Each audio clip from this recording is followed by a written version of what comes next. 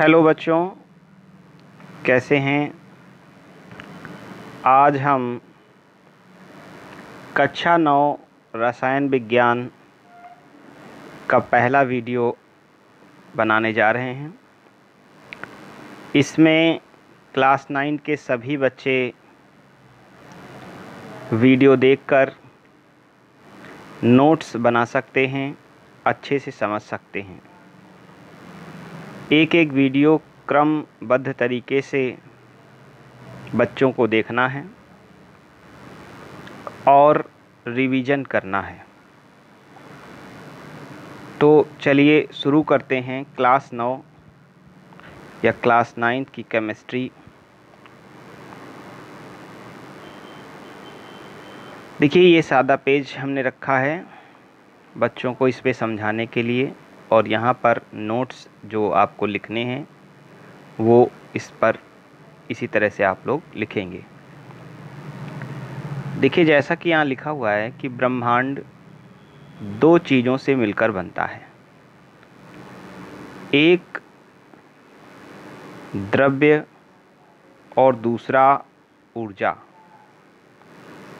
जो संसार है हमारा, ये ब्रह्मांड है, ये दो चीज़ों से मिलकर निर्मित है, एक ऊर्जा और दूसरा द्रव्य। द्रव्य और ऊर्जा दो ही चीज़ें पूरे ब्रह्मांड में उपस्थित हैं। इन दोनों चीज़ों के मध्य क्रियाएं होती हैं और क्रियाओं के फलस्वरूप अनेक घटनाएं होती हैं। घटनाएं जैसे सूर्य का प्रकाश देना, पृथ्वी का घूमना, बहुत सारी घटनाएं पृथ्वी पर हैं। बिजली का चमकना, बादल गरजना, पानी बरसना, ये सारी बहुत सारी घटनाएं पृथ्वी पर या ब्रह्मांड में होती रहती हैं। तो इन जो विज्ञान है, इसकी उत्पत्ति कैसे हुई या विज्ञान को हम कैसे इन घटनाओं से रिलेट करेंगे। जो ऊर्जा है, देखिए विज्ञान की क्या परिभाषा है। किसी वस्तु या घटना का क्रमबद्ध, सुव्यवस्थित, सुसंगठित अध्ययन विज्ञान कहलाता है। ये आप पहले कक्षाओं में पढ़ चुके हैं, लेकिन यहाँ पर आपको कुछ नया पढ़ना है, कुछ अलग पढ़ना है। तो हम कह सकते हैं कि किसी के बारे में भी, चाहे वो द्रव्य हो या वस्तु हो या कोई घटना हो, उसके बारे में यदि हमको नॉर्मली ज्ञान है तो वो विज्ञान नहीं कहलाएगा। कैसा ज्ञान होना चाहिए? विशेष ज्ञान। किसी तथ्य घटना के बारे में विशेष ज्ञान को हम विज्ञान कहते हैं। अब देखिए, जो ऊर्जा है, इसका अध्ययन जब हम करेंगे तो ये भौतिक विज्ञान के अंतर्गत करेंगे। या द्रव्य और ऊर्जा के मध्य जो क्रियाएं होती हैं, उनको अध्ययन हम कहाँ करेंगे? भौतिक विज्ञान में। द्रव्य जो है वो दो तरीके का होता है, एक तो सजीव और एक दूसरा निर्जीव। सजीव द्रव्य में हम पेड़ पौधे, पशु, जीव जंतु, कीड़े मकोड़े सब आते हैं, और निर्जीव में जो प्रकृति द्वारा दिए गए हैं, हवा, जल, अग्नि और बहुत सारे केमिकल या बहुत सारे रसायन लिक्विड रूप में हमें प्राप्त हुए। तो सजीवों का अध्ययन हम जीव विज्ञान में करेंगे और निर्जीवों का अध्ययन हम रसायन विज्ञान में करेंगे। ऐसा नहीं है कि सभी निर्जीवों का अध्ययन केवल रसायन विज्ञान में होगा। कभी कभी क्या होता है, सजीवों के अंदर भी रसायन विज्ञान होती है, उसको भी हम रसायन विज्ञान की शाखा के अंदर अध्ययन करते हैं। उसको हम बायोकेमिस्ट्री कहते हैं। उसको क्या कहते हैं? बायोकेमिस्ट्री, जैव रसायन। तो रसायन के कई भाग हैं, उसका आगे चल के आप अच्छे से पढ़ेंगे, लेकिन सिलेबस के अकॉर्डिंग हम चल रहे हैं। तो सजीवों से प्राप्त द्रव्य या सजीवों से प्राप्त रसायन का अध्ययन भी हम रसायन विज्ञान में करते हैं। इतनी चीज़ बच्चे ध्यान रखें। तो विज्ञान की क्या परिभाषा हो गई? विशेष ज्ञान कोई अपनी परिभाषा है, एक नई विशेष ज्ञान को विज्ञान कहते हैं। और वो नॉर्मल वाली जो ओरिजिनल परिभाषा है वो तो आप लोगों को याद ही होगी, सुव्यवस्थित क्रमबद्ध अध्ययन को विज्ञान कहते हैं।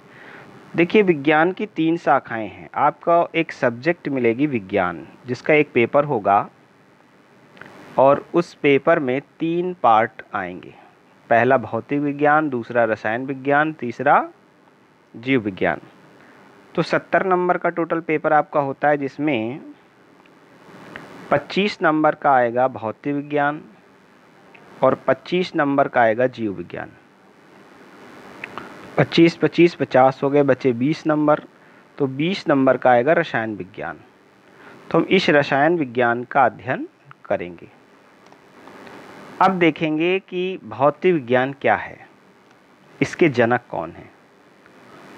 भौतिक विज्ञान ऊर्जा तथा ऊर्जा के रूपांतरण, ऊर्जा तथा ऊर्जा के रूपांतरण का अध्ययन हम किस में करते हैं? भौतिक विज्ञान में करते हैं। या कह लें द्रव्य तथा द्रव्य से उत्पन्न ऊर्जा का अध्ययन भी हम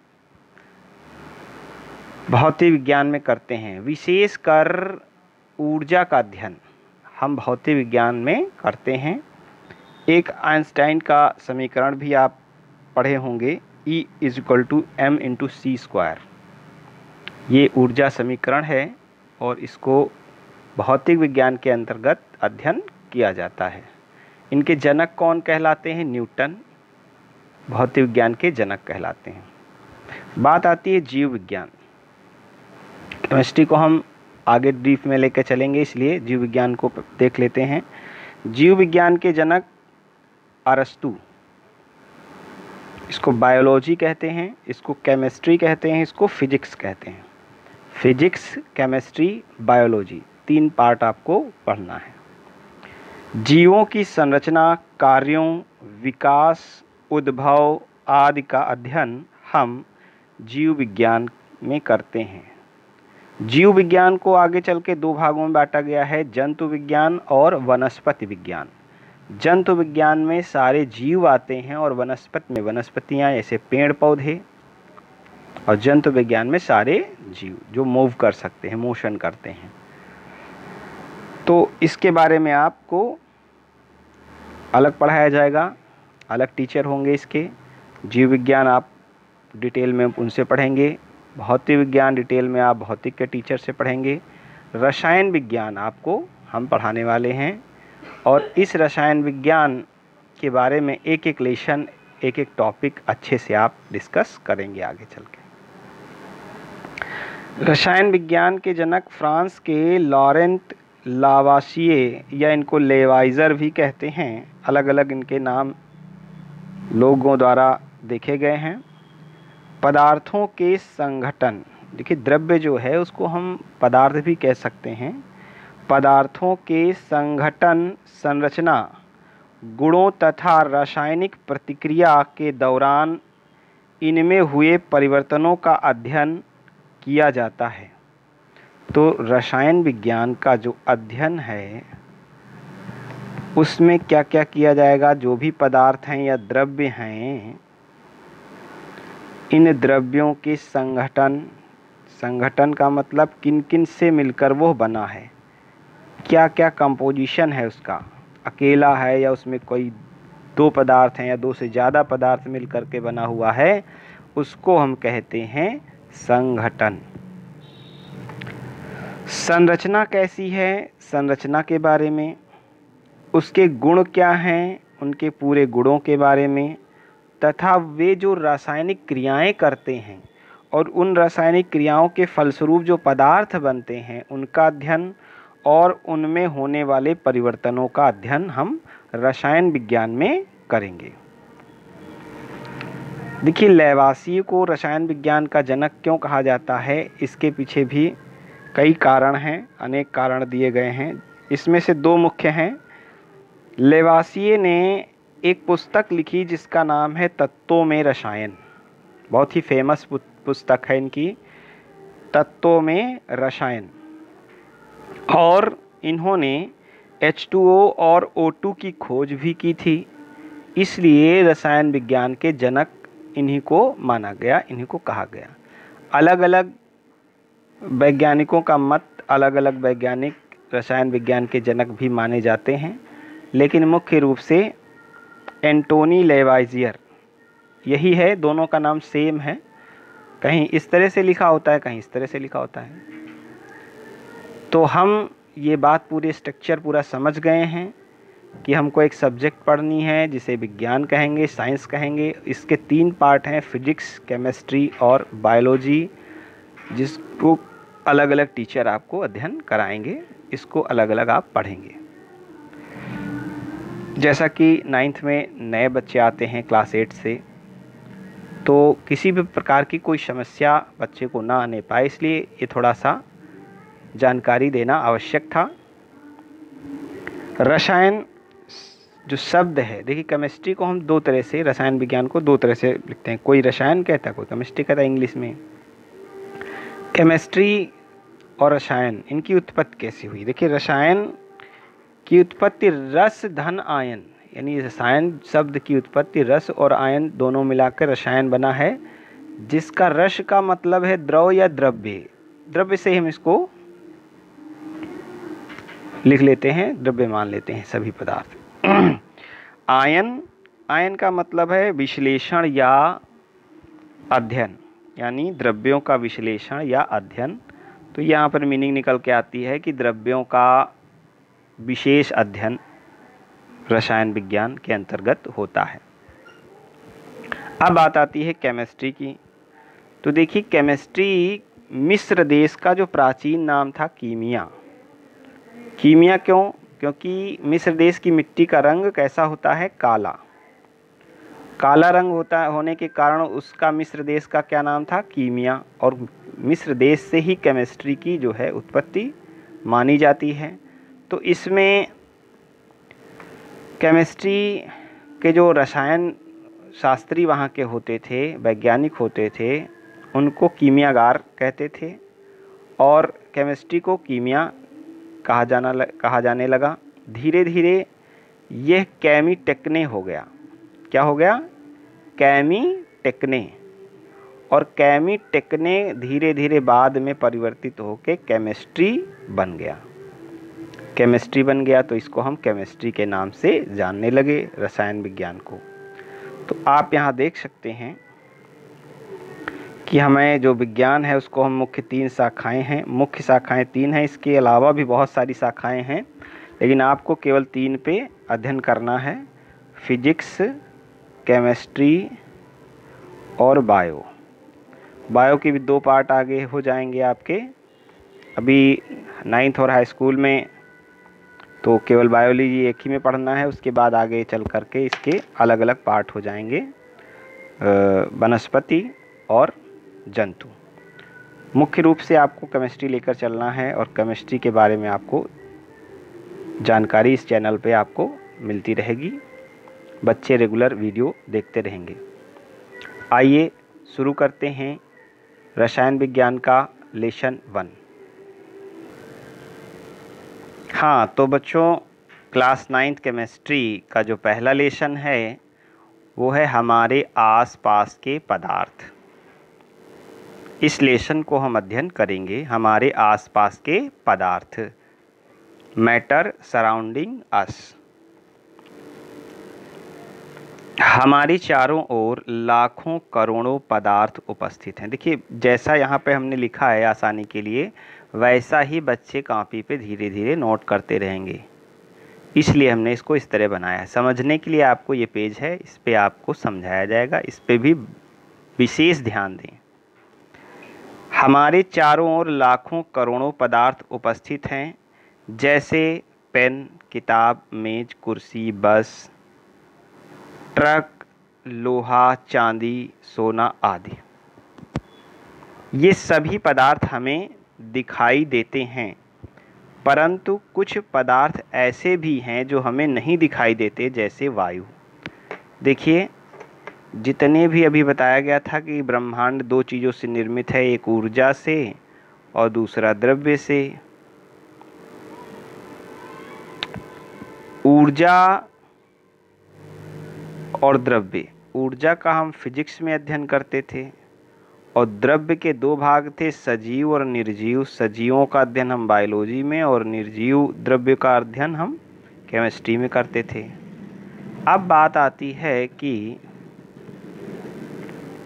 जितने भी पदार्थ हैं रसायन विज्ञान से संबंधित या किसी भी से संबंधित, तो बहुत सारे पदार्थ हमारी तरफ हैं। जैसे ये कागज़ ही आप ले लीजिए, ये पेन ले लीजिए, स्केल है, मार्कर है, मेज, कुर्सी, टीवी, पंखा, कूलर, फ्रिज, बहुत सारी चीज़ें हमारे चारों तरफ उपस्थित हैं। तो उनको हम देख सकते हैं और छूकर अनुभव कर सकते हैं। छूकर अनुभव कर सकते हैं, देख भी सकते हैं और अनुभव कर सकते हैं।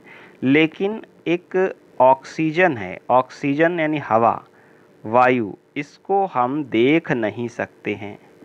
जब इसको हम देख नहीं सकते हैं तो हम क्या कह सकते हैं कि ये पदार्थ नहीं है? नहीं। तो कोई भी जो द्रव्य है उसकी मुख्य दो कंडीशन होती हैं। पहली कंडीशन है द्रव्य में द्रव्यमान होना चाहिए। द्रव्यमान का मतलब भार से है, यानी भार होना चाहिए। दूसरा, वो स्थान घेरना चाहिए, स्थान घेरे। दूसरा पॉइंट, स्थान घेरे, कोई न कोई स्थान ऑक्युपाई करे। एक तीसरा पॉइंट यहाँ पे जोड़ना चाहिए, उसको हम अनुभव कर सकें। अनुभव कर सकें किसके द्वारा? ज्ञानेंद्रियों के द्वारा। ज्ञानेंद्रियों के द्वारा क्या कर सकें? अनुभव कर सकें। मान लीजिए ये पेन यहाँ पर रखा हुआ है और हम आंख बंद करके यहाँ पर टच करते हैं तो हमको पता चल जाता है कि यहाँ पर ये क्या है? पेन है। या फिर हम इसको देख के बता सकते हैं पेन है। कुछ पदार्थ ऐसे हैं जिनको अपनी जीभ से चाट के हम बता सकते हैं। आंख बंद हो, हाथ भी ना लगाएं, लेकिन हम टेस्ट आएगा हमें तो हमको पता चल जाएगा कि नींबू है या संतरा है या केला है, क्या है। अलग अलग इंद्रियों द्वारा अलग अलग पदार्थों की पहचान हम कर सकते हैं। हवा चल रही है तो हमारे शरीर में हवा टच होगी तो हम उसको फील करेंगे, उसको जान जाएंगे कि हम हवा चल रही है।